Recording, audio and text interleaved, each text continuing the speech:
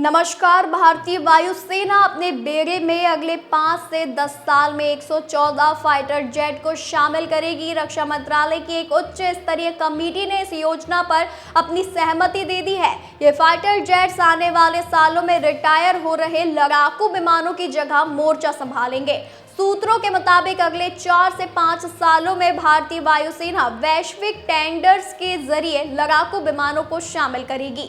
114 लड़ाकू विमानों को शामिल करने से वायुसेना को अगले 10 सालों तक अपनी स्क्वाड्रन पावर बनाए रखने में मदद मिलेगी।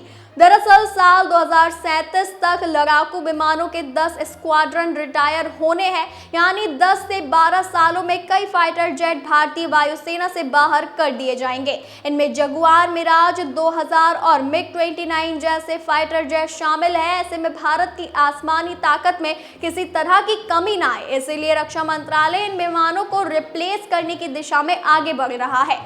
सूत्रों के मुताबिक टेंडर में शामिल होने वाले विमानों में राफेल, ग्रिपेन, यूरोफाइटर, टाइफून, मिग-31 और F-16 फाइटर जेट शामिल है।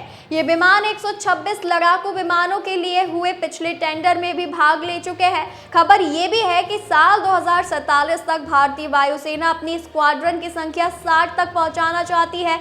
बता दें कि 114 फाइटर जेट के अलावा स्वदेशी लड़ाकू विमान तेजस के अलग अलग संस्करणों जैसे मार्क 1A और मार्क 2 को भी इस दौरान वायुसेना के बेड़े में शामिल किया जाएगा।